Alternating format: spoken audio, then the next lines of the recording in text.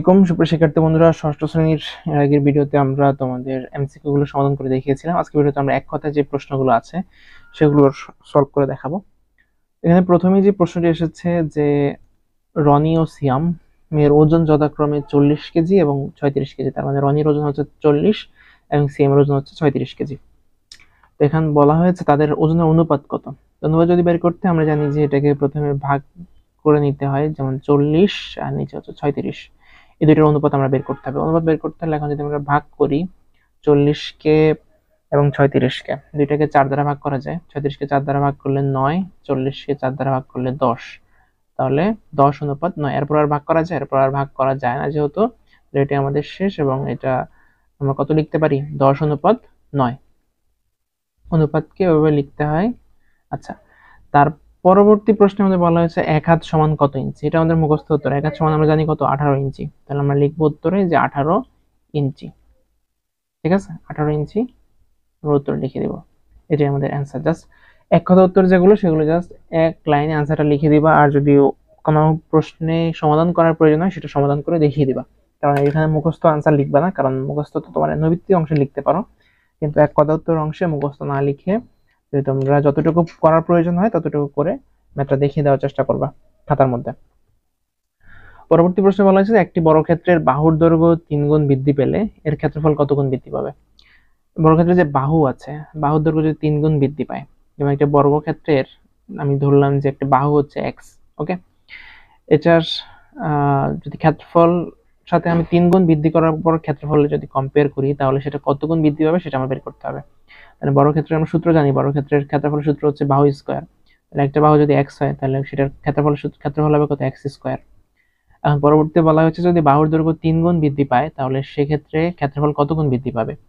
ধরলাম আগে এক্স ছিল বাহুর দৈর্ঘ্য, এখন থ্রাইস এক্স হয়েছে। 3 গুণ যেহেতু বৃদ্ধি হয়েছে, 3 দ্বারা গুণ করলাম, 3x thrice x. Thrice x এর সাথে যেহেতু আমার বর্গক্ষেত্র, এর ক্ষেত্রফলের সূত্র হচ্ছে বাহু স্কয়ার, তাহলে থ্রাইস এক্স স্কয়ার। 3 কে বর্গ করলে 9, x কে বর্গ করলে x স্কয়ার, তাহলে 9x স্কয়ার। এখন দেখো আমার ক্ষেত্রফল কত গুণ বৃদ্ধি পাইছে? আগে ছিল x, এখন হচ্ছে 9x স্কয়ার। তাহলে কত গুণ বৃদ্ধি পাইছে? অবশ্যই 9 গুণ বা 9 গুণ বৃদ্ধি পেয়েছে। তাহলে উত্তরে তোমরা কি লিখবে? 9 গুণ বৃদ্ধি পেয়েছে। 9 গুণ, জাস্ট 9 গুণ লিখে দিলে হবে। পরবর্তী প্রশ্নে বলা হয়েছে যে x ও y এর যোগফলের সাথে z এর 3 গুণ বিয়োগ করলে প্রাপ্ত বীজগাণিতিক রাশিটি লেখো। এখানে জাস্ট বীজগাণিতিক রাশিটা লিখে দিলেই হবে, এখানে আর কোনো সমাধান করা লাগবে না। বলা হয়েছে x ও y এর যোগফলের সাথে, তাহলে x ও y এর যোগফল x প্লাস y সাথে z এর 3 গুণ বিয়োগ করলে, z এর 3 গুণ বিয়োগ করবা, তাহলে মাইনাস সাইন দিয়ে দেবে, যেহেতু বিয়োগ করতে বলা হয়েছে। z এর সাথে 3 গুণ করলে কত হয়? Thrice z। এটাই, এর বিয়োগ করলে প্রাপ্ত বীজগাণিতিক রাশিটি লেখো। তাহলে বীজগাণিতিক রাশিটি কি হবে? x plus y minus thrice z। এটা কিন্তু 3, ঠিক আছে, থ্রাইস z। আচ্ছা, বেশি তাড়াতাড়ি না করি। পরবর্তী প্রশ্নে বলা হয়েছে যে এই যে একটা সমীকরণ দেওয়া আছে, বীজগাণিতিক রাশি দেওয়া আছে, এই রাশিটিতে কতটি পদ আছে। এই যে বীজগাণিতিক রাশি, এখানে সমীকরণ না, ঠিক, এটা রাশি। এই রাশিতে কতটি পদ আছে। এখন পদ বের করার ক্ষেত্রে আমরা প্রথমে খেয়াল করবো যে গুণ ভাগ যোগ এরকম কতগুলো আলাদা আলাদা পোর্শন আছে। যেমন এখানে দেখো যে 5x মাইনাস টয়েস y, এটা একটা পদ গুণ আছে এখানে, তার মানে এখানে একটা পদ ভাগ হয়ে গেছে। তারপর এখানে কে কে একটি পদ, তারপর এখানে প্লাস দিয়ে আরেকটা পদ ভাগ হয়ে গেছে, এখানে 7z মাইনাস 7z ভাগ 3, এটা একটা পদ। তাহলে এখানে কয়টা পদ আছে? টোটাল 3টা পদ। যেমন 5x মাইনাস টয়েস y একটা পদ, কে একটা পদ, 7z ভাগ বাই 3 এটা একটা পদ। তাহলে এখানে টোটাল কয়টা পদ আছে? 3টা পদ আছে। জাস্ট তোমরা উত্তরে 3টা পদ লিখে দিবা, শেষ। পরবর্তী প্রশ্নে বলা হয়েছে এখানে x এর মান বের করতে হবে। একটা সমীকরণ দেওয়া আছে, সমীকরণ থেকে x এর মান বের করতে হবে। আমরা সমীকরণটাকে লিখে নিব, তারপর সেটা সমাধান করতে হবে। সমাধান আমরা জানি সমীকরণ যখন থাকবে সেখানে যদি সমাধান করতে হয় আমরা জাস্ট সাইন চেঞ্জ করবো, তাই না? যোগ থাকলে বিয়োগ, বিয়োগ থাকলে যোগ, গুণ থাকলে ভাগ, ভাগ থাকলে গুণ। সাইড চেঞ্জ করার ক্ষেত্রে আমরা জাস্ট সাইনে চেঞ্জ করবো। দেখো এখানে 4x minus 5y minus 5 equal 2x plus 7। তাহলে এখানে দেখো যদি আমরা x চলক বিশিষ্ট দুইটা চলককে এক পাশে নিয়ে আসি আর আমাদের সংখ্যাগুলোকে আরেক পাশে, ধ্রুবকগুলোকে আরেক পাশে নিয়ে যাই, তাহলে আমাদের সমাধান করতে সহজ হবে। যেমন এখানে 4x আছে, 4x রাখলাম, ডান সাইডে 2x আছে, বাম সাইডে আনলে সেটা লেফট সাইডে আনলে তোমার মাইনাস হবে, মাইনাস 2x ইকুয়াল এখানে 7 আছে, 7 রেখে দিলাম। এখানে মাইনাস 5 ডাইন সাইডে চলে আসলে বা রাইট সাইডে চলে আসলে প্লাস হবে, 7 প্লাস 5। তাহলে 4x থেকে 2x বিয়োগ করলে হচ্ছে 2x, আর এখানে 7 আর 5 যোগ করলে 12, তাহলে x এর ভ্যালু কত হবে? 12 কে 2 দ্বারা ভাগ করলে 6।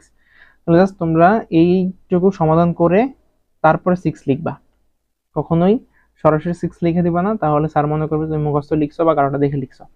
তো পরীক্ষা খাতায় যখন লিখবে অবশ্যই সমাধান করে তারপর দেখাবা। পরবর্তী প্রশ্ন বলেছে সমকোণী ত্রিভুজের সূক্ষ্মকোণ দ্বয়ের একটি যদি 55 ডিগ্রি হয় অপরটি কত। এখানে বলেছে সমকোণী ত্রিভুজ সূক্ষ্মকোণ দ্বয়। আমরা জানি সমকোণী ত্রিভুজের সমকোণ ব্যতীত বাকি দুইটা কোণ সূক্ষ্মকোণ। আমরা যদি একটা সমকোণী ত্রিভুজ আঁকি, দেখো এখানে একটা সমকোণী ত্রিভুজ আমাদের যেহেতু আমরা ড্রয়িং করছি খুব সুন্দর হয়নি এখানে, যাই হোক। তো এটার সমকোণী ত্রিভুজ ধরে নাও, এই সমকোণী ত্রিভুজে একটা কোণ হচ্ছে 90 ডিগ্রি, আমরা জানি অবশ্যই একটা কোণ 90 ডিগ্রি থাকলে তখন সেটাকে সমকোণ বলে, সমকোণী ত্রিভুজ বলে। তো সমকোণী ত্রিভুজের অপর দুইটি কোণ হচ্ছে সূক্ষ্মকোণ, আমরা জানি সেটা সূক্ষ্মকোণ মানে হচ্ছে 90 ডিগ্রি চেয়ে কম। তো একটা কোণের মান বলা আছে 55 ডিগ্রি, ধরো এটার মান দেওয়া আছে 55 ডিগ্রি, তাহলে এই যে একটা অপর আরেকটা কোণ আছে, আমরা জানি একটা ত্রিভুজ তিনটা কোণ, তাহলে অপর কোণের মান কত? তাহলে এটা যদি 90 ডিগ্রি হয়, যেহেতু সমকোণের একটা কোণ 90 ডিগ্রি আর একটা দেওয়া আছে 55, তাহলে অপরটি কত হবে? খুব সহজে আমরা বের করতে পারি, কারণ আমরা জানি যে একটা ত্রিভুজের যে কোনো ত্রিভুজেরই তিনটা কোণের সমষ্টি হচ্ছে 180 ডিগ্রি। তাহলে আমরা 180 থেকে 180 থেকে বাকি দুইটার যোগফল বিয়োগ করে দিলেই তো আমরা একটা যেই সূক্ষ্মকোণ আছে সেটার আমরা মান পেয়ে যাব। তাহলে দেখো 55 আর 90 যোগ করলে কত হয়? 55 আর 90 যোগ করলে 145, মানে 145 ডিগ্রি।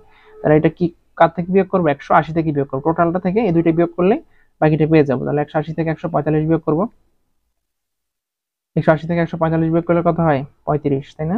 তার মানে 35 ডিগ্রি। তাহলে একটি সমকোণী ত্রিভুজ সূক্ষ্মকোণ দ্বয়ের একটি কোণ যদি 55 ডিগ্রি হয়, তাহলে অপরটি কত হবে? 35 ডিগ্রি। আচ্ছা, তারপর বলা হয়েছে যে তোমার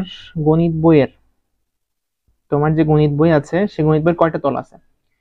গণিত বইয়ের আমরা জানি যে 4 সাইডে 4টা তল, আর উপরে একটা তল, নিচে একটা তল। যেকোনো একটা আয়তের, সবসময় আয়তের ক্ষেত্রে চিন্তা করবো, আয়তের ক্ষেত্রে সবসময় 4টা তল, 6টা তল থাকে, বর্গের ক্ষেত্রে 6টা তল থাকে বর্গের। তারপর হচ্ছে ট্যালি ব্যবহার করে, তাহলে এটার আনসার কত হবে? 6।